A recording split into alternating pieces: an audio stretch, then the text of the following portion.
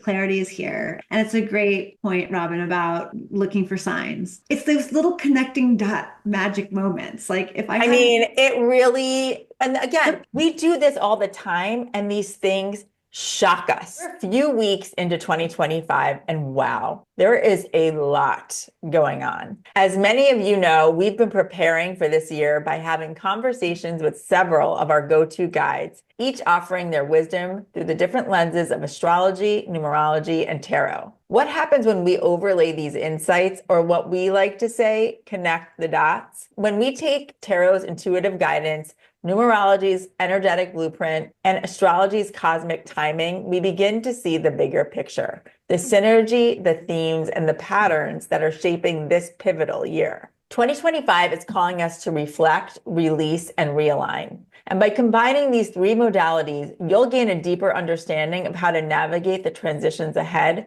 with confidence and clarity. Whether it's closing old chapters, stepping away into personal empowerment, or aligning with the collective shifts, you'll walk away from this episode feeling inspired, informed, and ready to embrace what's next. Let's dive into what 2025 has in store for you and how all of this powerful information comes together to illuminate your path for the year ahead. Hi, Karen. hi, Robyn. It's just the two of us today. And yet there are so many people in the room with us who have given us so much insight into 2025. Thank goodness. Could not agree more.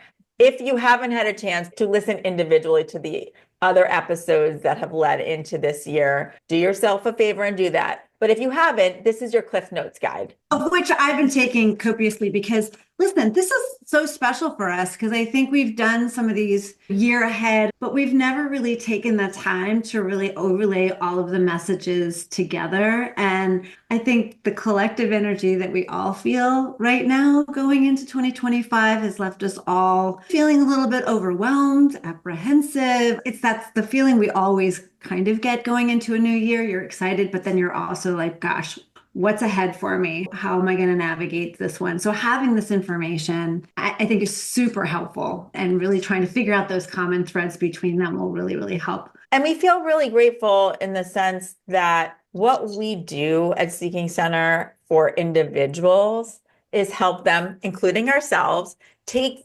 information from different sources. And as we are just saying, overlay, right? Connect the dots between what you're hearing for yourself. And what we get to do today is really take what we've been hearing on this collective level. This information pertains to everybody listening. Yeah. And you'll take it for yourself. Each one of us, it will kind of hit a different note.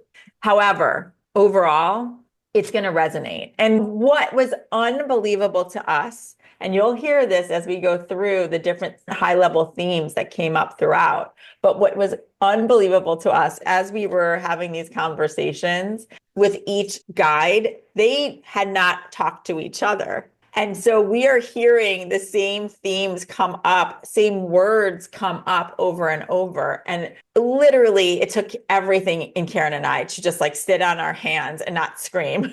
Oh my God, like, do you know that so-and-so just said? A lot of winking happened. Yes. I love to call it my weather forecast because it's not saying this is going to happen. It's just some thoughts around themes that will be unfolding over the course of the year. So it kind of gives us that thing to hold on to. And as you said, Robyn, overlay those messages as well of the threads that they've all agreed are going to be common through 2025. Let's point out that we had those conversations actually all in the beginning of December. And so much has transpired. Here we are at the end of January. There's a lot that's transpired already. Certain things we could never have predicted. Others, we had the rumblings of things that were going to change. We know in the US, we knew that there was going to be a change of hands in terms of the government and so forth. However, there's so much that's already going on that we just want to point out was not anything that any of these guides could have seen even coming to start the year with. And so that in itself, just from the get-go, is really mind-blowing. That's kind of the fun of what we do, right? Having this information or map of things that could potentially happen. But what's really fun is looking back once you've gotten past some of those predictions or thoughts from them and really seeing what's actually transpired. To your point, like some of which we never could have foreseen. So let's start. One of the first themes that we saw across the board come up was really talking about how 2025 is really this year of transition and transformation. And that really what it ends up being is this bridge to where 2026 and 2027 are going to be really revolutionary type of years. Whereas this is like setting us up for that. And one of the first things that I still can't get over is Michelle Nolan was the person who read tarot for the year. And she started out by pulling the Hermit card, which emphasizes introspection and self-awareness and solitude and really calls for acceptance of all the things that we learned of in 2024 as you go into 2025. So it's aligning with your own wisdom and acceptance of all of that. And what blows my mind is that when Akashic Beck was doing her reading and she was really focusing on numerology, she had stopped herself in the middle of the reading and she said, "Can I just pull a little bit of tarot in here? Because I want to give you an example of what I'm talking about." And the card she talked about was the Hermit. And I remember when Michelle pulled Hermit, because we had recorded with Akashic Beck before Michelle. And when she pulled the Hermit as her first card, I know the two of us literally like mouth to the floor. Yeah. And actuality, it was a great card to pull because we talk so often about how the beginning of the year is always a little bit of a going inward, right? It's part of the equinox of the year of really taking time to go inward in this winter time and do that inventory. And it's something that we tend to naturally do going into a new year anyway. So it was a really good grounder. That is the place to start. And I think we talked about how it was December and we were already starting to feel that. We just want to relax and go inward and have some time just to ourselves and our own thoughts and feelings. The fact that they both brought that was just sort of that underscore of like, okay, folks, there's a lot ahead. So now is a really good time for you to just take stock of all those emotions, really go inward and take a moment to really do that inventory, to really listen to yourself first as you're going into all that's to come. So that was really helpful. Yes. And it also ties to the numerology of the year, which is a universal year 9, which is about completing a cycle. 9 in numerology, it goes from 1 to 9. And so this being that 9, it's a time to release old habits and beliefs and systems that no longer serve you. And so it really emphasizes that ending of this whole 9-year cycle. And that really ties to that Hermit card, which is calling for acceptance of the lesson, which is, I believe, where Akashic Beck was like, let's talk about the Hermit card in this.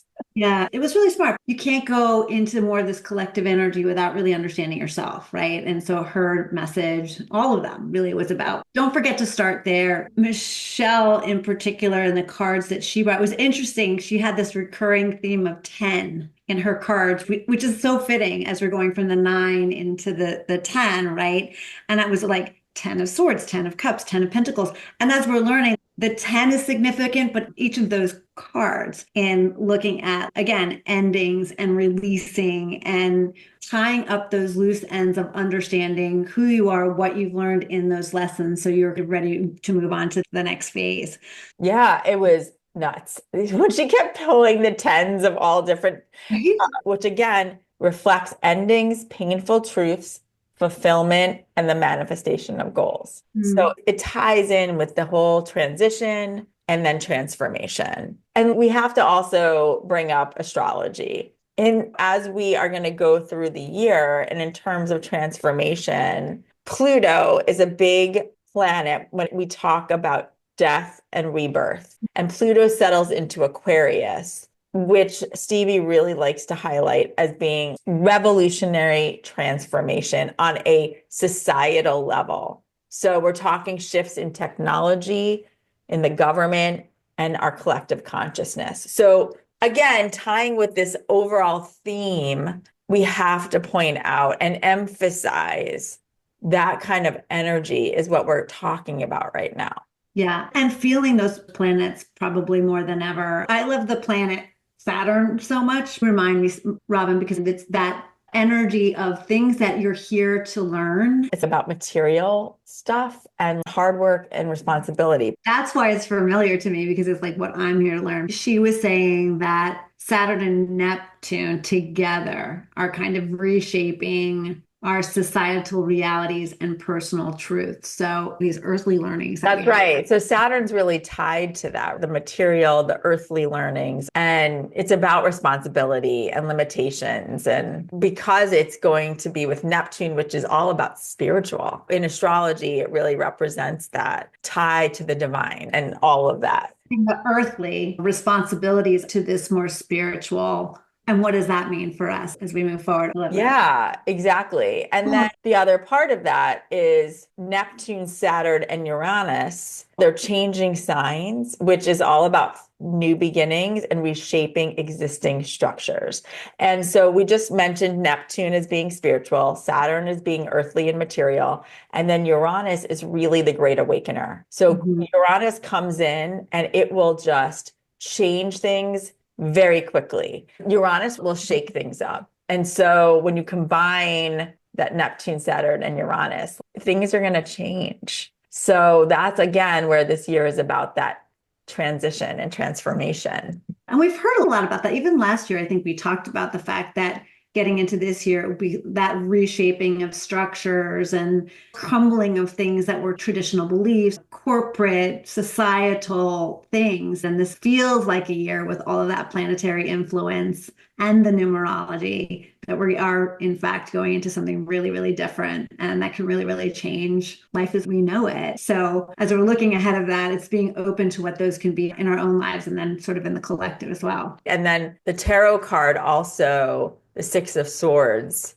is something that appears, and that is symbolizing transitional phases from turbulence to calm over the year. So hopefully that helps us get through the year because of all these changes that we're talking about. And actually, to me, that leads to the next high level theme, which is all about grounding and taking personal responsibility, which you had mentioned already in this conversation. It's really important to focus because of all the change, because of transformation and transition. We need to find ways for ourselves to anchor in and ground ourselves, which I know in one of our conversations, we talked a little bit more about what grounding is. Different people will ground in their own ways. At the end of the day, though, it's anchoring yourself and your soul back somewhere on earth so that you can approach things from this more even keeled way. It's funny. We've both talked about this, having this uncanny desire just to lay on the ground because the energy is just so intense. And so if you find yourself feeling that sense of overwhelmment, part of that is the planetary, part of that is the energetic shift that's taking place, and to really honor that within yourself. And that can mean literally taking a moment and laying on the floor. It can mean going outside and just walking somewhere where you can be at one with nature. Your body will tell you that it's needing this kind of anchoring to the ground because, as you've said, there's so much planetary influence that's going on around us that is almost calling for us to kind of hold fast to the ground, to the planet, as we're in the midst of all of this change. And it's part of why the hermit works really well too. It's like, don't be in the midst of the crowds if you can. Really be in yourself and ground in yourself as best you can so that you can get back to that essence of who you are. That's right. And honestly, you can ground by getting in the shower. It's a great one. Because it's like any earth element that's going to work for you. I like to bring that up because I know some of you that are listening live in a city and it's hard to ground. You can't always get to that patch of grass. And really, you can just get in the shower. Once you start to feel the water on you, that in itself is grounding. In addition to it being a conduit of energy, think about what you want to release and think about what you want to bring in. It's all those things. And part of the whole seeking center idea too. Part of all of this change that we're feeling is figuring out how to come back to that equilibrium space. And it could be doing any and all of these things. But I think that's what we're all being called to do, is figure out where that center actually is so that you can move forward with balance in the midst of all of this. Yeah, I think that's when we talk about taking personal responsibility too, and coming back to who are you really at that center? Who are you at the core? Any of us can do that on any given day. Just the remembering. And I mean, that's our whole mission, is to help you remember who you really are. Why did you really come here? What are the real overarching themes in your own life? And part of that is being part of this collective. And the best thing you can do is know who you are first, so that you can help in the collective consciousness and all of that. So this idea of self-accountability and personal responsibility are huge themes for this year. And I think that's what's going to help you get through such transition and transformation and where we go beyond this 2025 year. I think Beck talked a lot about what would you mean by like this spiritual hygiene aspect, which sounds really weird, but it is what you're just saying, is taking that time to kind of go back and figure out in the best way we can to rebalance. This can also seem like a really lonely time for people, because after the holidays and maybe you're back to work and you're back to the day-to-day grind and you feel like you don't have time maybe to do that. Or you may feel like in the scheme of things that you're just one person, and really what difference does it make? And I think one of the things we keep hearing about this whole collective consciousness idea that we're walking into, this Aquarius energy, is the fact that all of us are going to have a role, whether or not we're in a huge group of people or we're doing our own thing, that our own energy is really important as we move forward. So even if you can only take care of you right now, that's okay, because that's huge, because that's going to be adding to that collective energy. It's true. That is where your power lies. Because I think many of us may feel powerless at times. We don't feel we have control, which honestly, we don't. We don't really have control anytime. The only control we have is how we react to things and how we know ourselves and feel ourselves. That's where we actually have control. About that, as these fires are sprouting up and we see in one day how the world can change so quickly, and whether we're in those fires or we're an onlooker from wherever we are in the world. We've talked about in another podcast how those triggers can really affect us, and reminding us that in one day we can lose control of our lives. And so again, that is part of the reality that we're living in, but how do we, on a regular basis, try to figure out where that center is for us and keep bringing ourselves back to that, so that we can be in as much balance as possible and evaluate everything in a way that is true to ourselves and is not part of collective frenzy that's going around. And the more you can know who you are, the more then you can actually flow, the more you can allow and surrender so much of the control. And the less, in some ways, some of it will impact you. The more you can focus on yourself, focus on your loved ones. That's that's where your power lies. We called it sovereignty. That was the word that kept coming up. Yeah, it's a big word. I actually had to think about what it meant for me for a minute, because it kind of feels like a stretch, feels kind of royal. Yeah. That's the point. It is that point of making yourself important enough. All that other energy that you're giving, it's still coming from you. That has to start there. And the other thing to bring up too is that from an astrological level, when we talk about grounding, it also was a huge theme in what Stevie was saying, the grounding aspect of things, because so much of the astrology happens to be fire signs and air signs.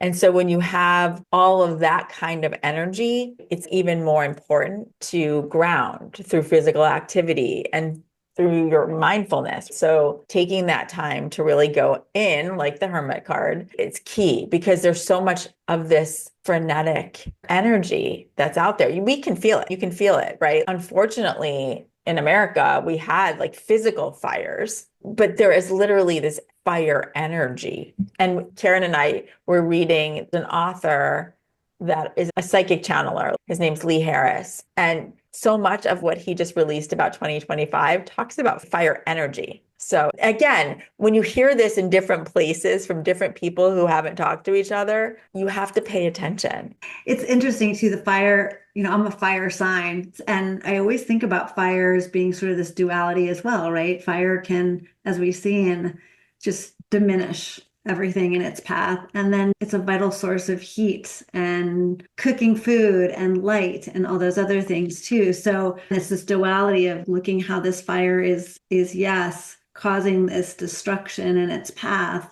And yet there's this opportunity that it brings for us to rekindle our understanding of what is important to us. How do we redefine home? How do we redefine community? How do we redefine the things that make us feel safe? And as in any of these situations, it's never something that you want to have happen. And yet there is so much that we can learn as a collective, being able to lean and support people that have gone through it. So what does that mean? And how do we look at that and reevaluate our priorities as we move forward into this 9 year of things coming to a harvest and this opportunity to start over and build something new? Yeah, I think that's key, and actually leads to another theme, which is all about the collective rising and individual empowerment. So taking that personal responsibility, it is going to hopefully empower you. And then that is going to then add to the collective energy in a positive way. And so in tarot, the Emperor energy came up very early in 2025, which was all about questioning authority and power dynamic. That's where the personal sovereignty came in, right? So that is really pushing all of us to go and really look at yourself and what do you have control over? What do you choose to have control over? All of that. So important. It's interesting that we are going into sort of this collective energy and empowerment energy, because if you think about where we've just come out of like this whole COVID world, right, where we were really forced into being individual and isolated and on our own, and how many of us either got really comfortable with that or it diminished our connection with others. And so what did we learn from that time of going inward? And now we're being asked to journey outward. And what does that look like? And yeah, I love that sovereignty thing coming back again, because like making yourself important enough that what you think and how you feel actually matters, as opposed to blending in with everything else and everyone else as you're going into this more collective energy. That's why it's Right. so. That's right. And 9 is the most humanitarian number in numerology. And it really urges people to focus on community-driven action and empowerment. So sharing wisdom and uplifting others is key. And so it really comes to, again, back to this overlay, right? So when we're talking about numerology and the idea of I can look at my own light. And if I think of myself as a candle, I can take some light from my candle and light yours and not take away from my own light. And if we can impress upon you that image that you can light another candle without taking light away from yourself and any other candle, we can continue to light each other up. And that's the idea of this collective. There's a strength in that light. And so it's just a beautiful image and action that you can think about. I love that. I also think it's an opportunity to look for new connections. Are there new people that you can find that are your people? I was saying that to someone the other day. Keep looking for my people. I want them in my real life, not my Zoom life. I want them to actually be. So how do you find that? And we've seen in the last year, there's been such divisiveness in terms of picking sides and beliefs and the other thans. And so we've been talking a lot about like, how do you find ways to kind of cross over to the other side of that aisle, using that love and light mentality and just trying to recognize in another that we're all humans and that there's places for us to really being able to connect. And if we could start this year with that mentality, that is what the collective can actually mean. Think about how much power there could be there. And I would even say to also think about that we are actually all souls living in these human bodies on our own paths to learn and grow for our own reasons that most of us don't even know yet. And so to really look at each other, as you said, as humans and as souls, I would say, and have compassion. Do your best, try to understand where someone's coming from. That's how we can shift. And it all really still comes back to you knowing yourself. know what you stand for, have compassion for yourself too. All these other aspects that we've talked about on Seeking Center about forgiveness and so forth come to play when you're really looking at yourself. And then when you can do that for yourself, then you can do that for others. I think also just in thinking about this crumbling of structures and beliefs, it's such an opportunity for us to think about that as well. So many of the beliefs that we've been carrying around for so many years don't serve us anymore. It's such an opportunity. It's like going and exploring and going to travel to another country. You have this opportunity to see how people live and eat and interact with each other. And so it could be really a calling for all of us to do that with our neighbors. Hopefully, is just simple as starting with love. How do I show that to more people? There's such And yourself. Yeah. The first person you have to start with is yourself. How do you show love to yourself? And then how can you show it to others? And I think the other thing that you bring up to me is when we're talking about the collective and trying to be in more of acceptance overall. When you're talking to others, are you focusing on being right? Are you focusing on actually just listening? Because I think there's so many of us who think, well, there's a right and a wrong, and it's all perspective when you really think about it. So what are you trying to gain? What is your intention? Can you connect with them on that heart level, on that soul level? Can your soul see their soul? That to me should be the goal. That is how I think we grow and connect on the collective level. Yeah. And I think everything that we're saying is an opportunity all the time, of course, with the new year. But I think what we're trying to say is that the energy of this 9 is such an opportunity to really make it happen on a collective level. That's when you get into a little of the woo of the energy is really there to support this to happen more than it has been. And there's the 9, and then there's even like what Stevie said, that Pluto in Aquarius, which we brought up already.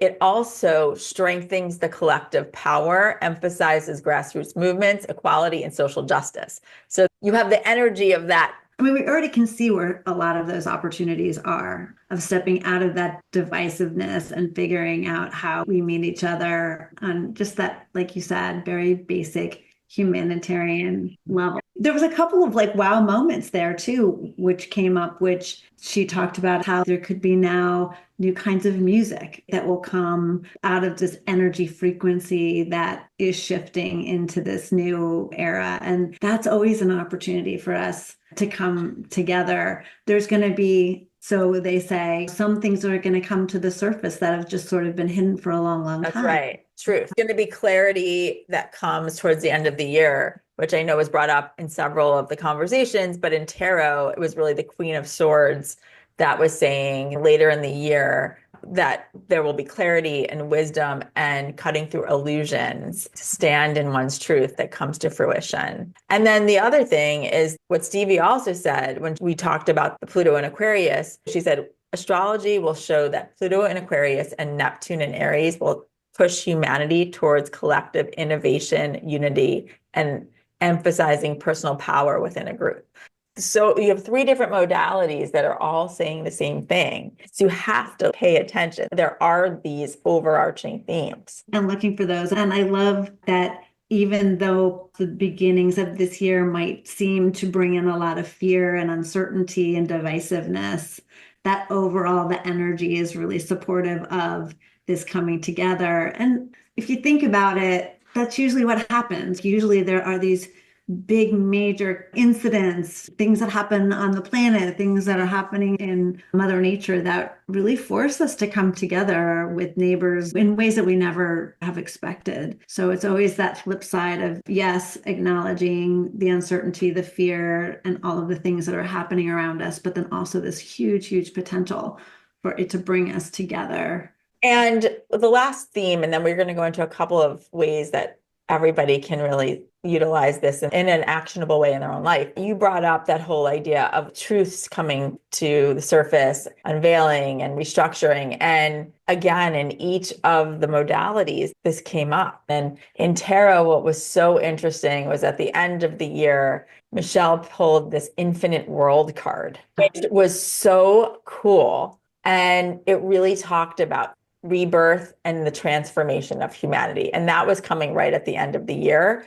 And that in numerology, that universal 9 year really represents previously buried truths, both personal and collective, coming to the surface, and that these revelations guide the dismantling of the old systems. So that was like, what? And then you had Saturn, which is, again, that material, and the Neptune. So Saturn and Neptune, Neptune being that spiritual planet, they are going to be the closest that they've been in a very long time. That redefines leadership and reality. And that also dismantles outdated structures and creating new systems based on compassion and unity. So you think about, we just said tarot, numerology, and astrology, all talking about this idea of things coming to the surface and this restructuring of things. So I keep saying aliens. you have said that. I mean, I'm going to go with Karen said aliens. I think there may be something to it. And aliens, what's your definition of aliens? That's right. Different things. But, what I'm feeling is because there's such intensity in all of this emotion that is going on around us, that is going to sort of push us to almost unheard of new ways of thinking, and maybe looking at ways of restructuring ourselves based on other than ways that we have never even thought about before. I kind of like to see the alien thing.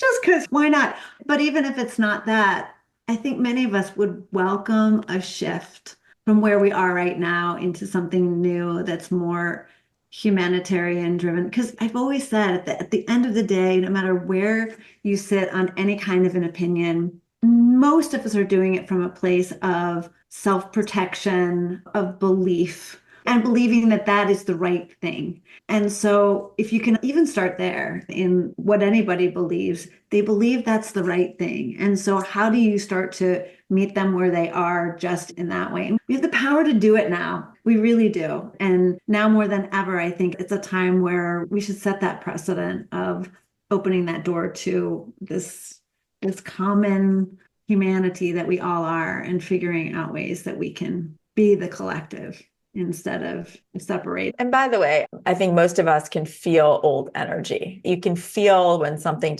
you're done with that. You think of something that you've done in the past, you think of a person, it just feels old. And I think a lot of us are feeling that right now. And some of us just don't know how to move forward because you're like, well, then what? If it's a job, if it's a relationship, who knows? It's the not knowing how to take that next step.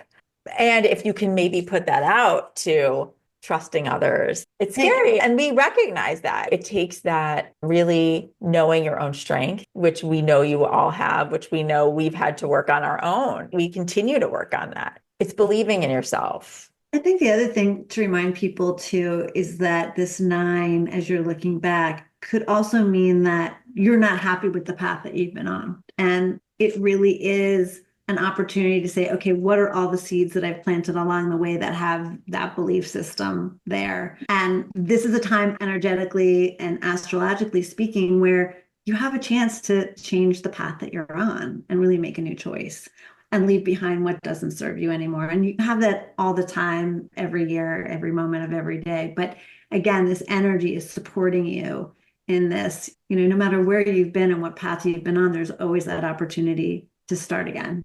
And this is one that you can really lean into the love, not only for yourself, but for the collective, and really start there and let that be your guide.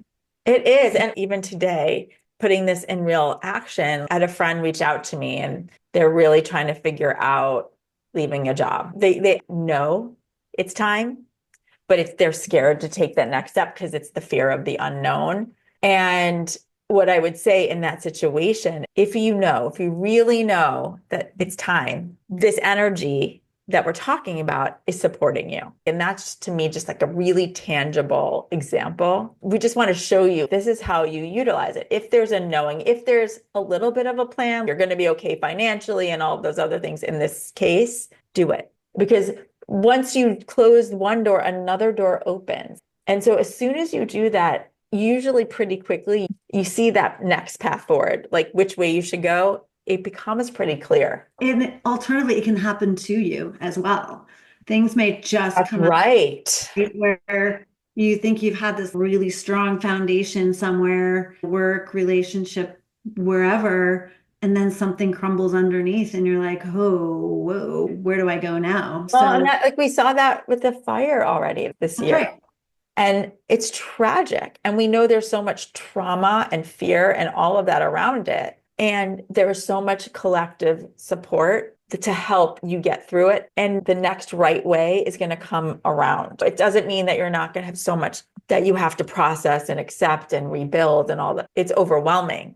And the energy is here to support it also. Maybe something will happen that'll just totally pull you off this foundational belief that you've had. There's so much that's going to change and shift creatively, spiritually, collectively, that could open up whole new things for you that you may not have thought about before. Again, this is bigger energy that's going on. So it's going back to the weather map again. You may be in a place where it doesn't rain, and you may be a place where it does, depending on where you are. But knowing where the energy can shift and where it can actually support this change can really help be a guide and a compass as you move forward through it. It feels like a really significant year. And I think we heard from all three that it's a transition year into something really incredible that's going to be happening in 2026. So it's a little bit being on like a whitewater raft. Holding each other's hands as we go through it. And so that we can get through it together. There's the knowing of yourself and then the knowing together. And I think the other thing that we really want to do now, having the idea of the energy of this year, is help you all integrate that into your everyday. So it's like you can know all this now. And how can you action it? How can you really take some of what we're talking about and put it into your life? And Karen has really started to use 2025 with a whole new routine that's been helping her make use of the energy. Yeah, and having fun with it too. It's so important. We don't take this too seriously, because otherwise we can become too rigid in it. And what I decided this year to do was come up with just a couple of affirmations of things that I would love to see happen this year. I give myself dedicated time every morning to really listen to myself, which I haven't always done before. I've done the meditation or I've done the affirmation, but I haven't really taken time to hone in and listen. So this is my morning routine. Take what you might want of it or none of it. But basically, I just set 20 minutes aside. It can't be a lot of time because we're all busy. So 20 minutes. And what I do is right from my bed, grab my cup of coffee, come sit down in a dark place. So I'm still almost in my state of in between sleep and awakeness. And I immediately write down any dreams that I have. And I know we've all heard we should do that. But let me just tell you, since I've been doing it now, I'm like 20 days in, I am amazed how much information comes across in my dreams. And never forget that you're spending on a good night, probably 7 or 8 hours in that stew of what those thoughts actually are. So the more you can understand what you're thinking about in your dream state, it will impact so much of your understanding of what your day state is about. So take my word, even if you remember 3 words, write them down. They will start to come with a message for you at a certain period of time. So I definitely do that. I do set my insight timer for 15 minutes just on straight music, just to allow myself to tune in. And then I just start to write anything that comes. I do ask for guidance from my angels and guides. So I'm pretty specific about that. That information comes through. And then the last thing that I do when I finish is I've been pulling a card or two to help sort of anchor my day around something that I need to know. And man, oh man, I've always been a little bit of that skeptic. But the tarot, for those who may be a little trepidatious about that, what I love so much about it now that I've gotten to know my deck a little bit more is that the messages are always so helpful. They're not predictions. They're allowing you to resonate with an emotion. And so whatever that is, always, when I look at it and I think at first, like, what the heck, always makes sense to me. And then what I also do is then I have another little deck. It's my angels and guides, can be anything that you choose, but I use that as sort of like my affirmer, like, okay, this is what it came up in as tarot, as sort of my overall feel. But angels and guides, what do you got to say about this? What else do I need to know? Sometimes the message is very, very different, but it's always on point and relevant for me. It's just become a little magic for me at the beginning of the day. And then I put it away and I don't look at it again until the end of the day. And I'm always amazed by messages that are so resonant for me. So for what it's worth, it's kind of a nice new game that I'm Yeah, I playing. love that. I think that's cool. And what has worked for me is I don't even get out of bed. I take 10 to 15 minutes while I'm in bed to do some of what you're talking about. Because I know if I get out of bed, there may be some sort of distraction in my home, whether it's from an animal or a person. So the easiest thing for me and my family knows is that I have my 15 minutes where I need to meditate. Sacred space, like you Sacred space, yeah. And for me, it is tapping into the messages that come in right away because it is in between. It's like right when you're coming out of sleep. I'm going to take what you're saying though with dreams and start putting that into a dream journal on my phone because I know you're not supposed to, but my phone is near me on my nightstand. So it would be easiest for me to just keep it in notes. So I love that. Thank you for that. I really haven't kept track of that. And then also keeping track of the messages that you get. I usually get some pretty clear but short, succinct messages, and sometimes people and images that pop in, and you don't know why. And so I think if I actually tracked it, it would be really interesting. It is. And one little tip I'll offer too that helps me sometimes because to your point, if your brain is awake, it's being that like, what are you doing? Like Doubting Thomas brain. And so one thing I love to do is when I'm struggling is I do that thing of stepping into, like, I don't know if anybody remembers Mary Poppins, but in Mary Poppins, she kind of took them into a painting. And I love that idea of like just stepping in and wherever it takes you, there you are, and like following whatever. People will show up or animals will show up and just go with it and capture whatever it is. And it will always be relevant. That's really fun. I think that's a It great is fun.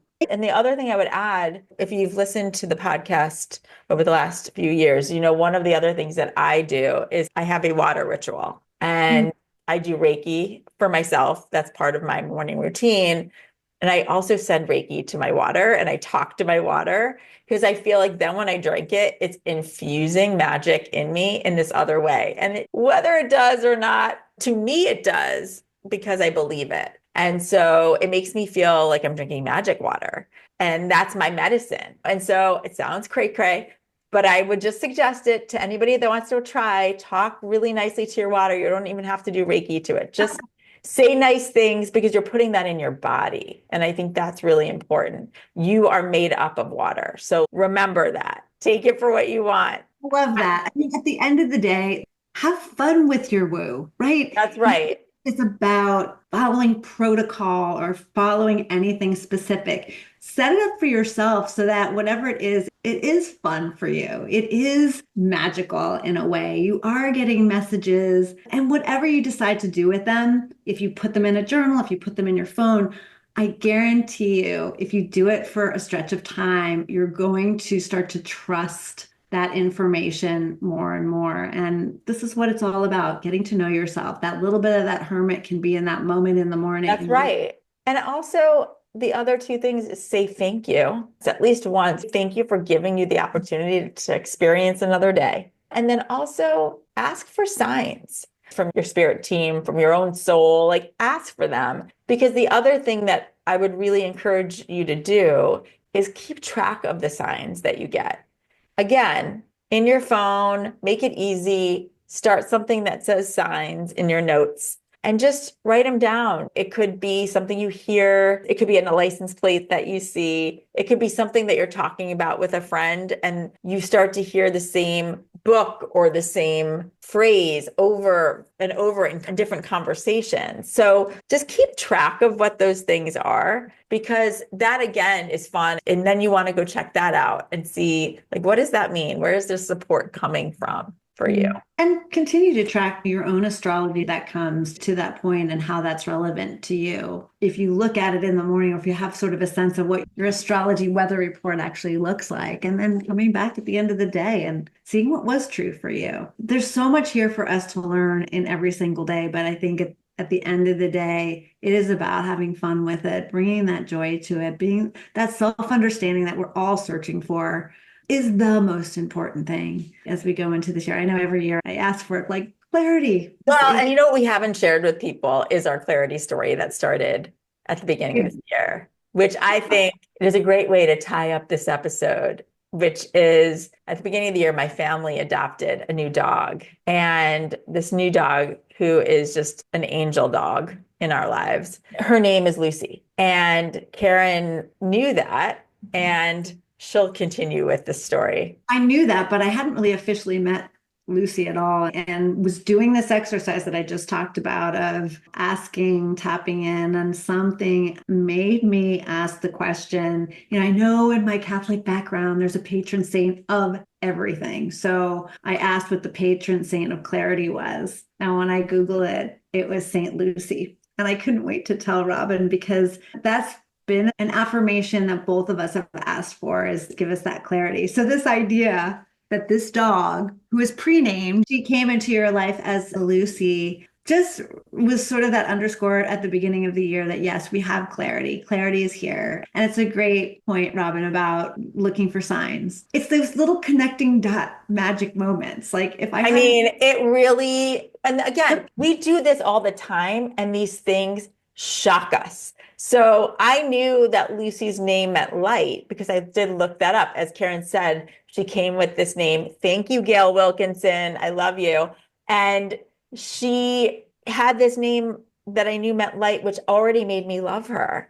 And then when I met her and my family met her, there was just an instant bond. And then to get even more validation and clarification when Karen said that, she couldn't wait to tell me.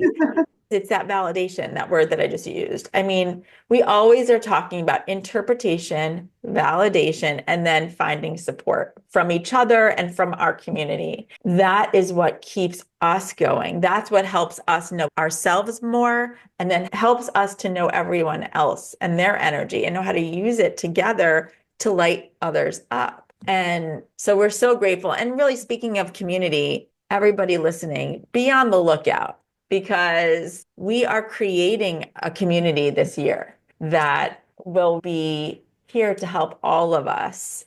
It is funny because the reason we were asking for clarity is because we were looking for divine guidance, whatever you want to call it, about where we should really focus our energy this year.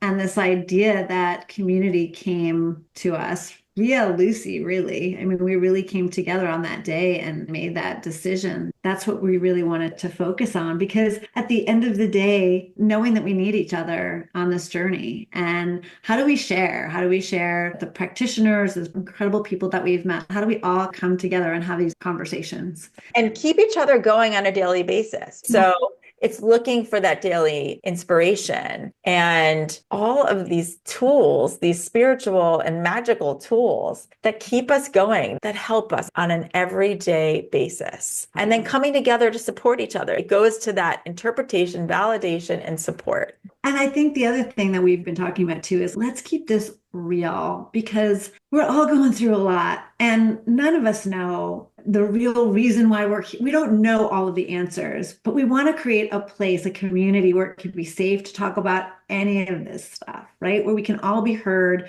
where we can all bring our ideas, our thoughts, our questions. You can be listened to, and we all come with our own ideas of what the answers are. So now more than ever, as we're trying to bring these communities together and not draw lines in any way, a community like this, we think, is so needed. And we just invite, if that sounds good to you, we would love to have you join us, because we want to hear from everyone who are on their journey and who have tips and tricks and magic and stories to share, because we can all benefit from that. Yeah, together. Exactly. And it's all of that plus the experiences. So many of these experiences bring us closer together. Our hope is to also have those as part of the community as well on an ongoing basis. It will be a very safe space so that you can be your most authentic self. Yeah.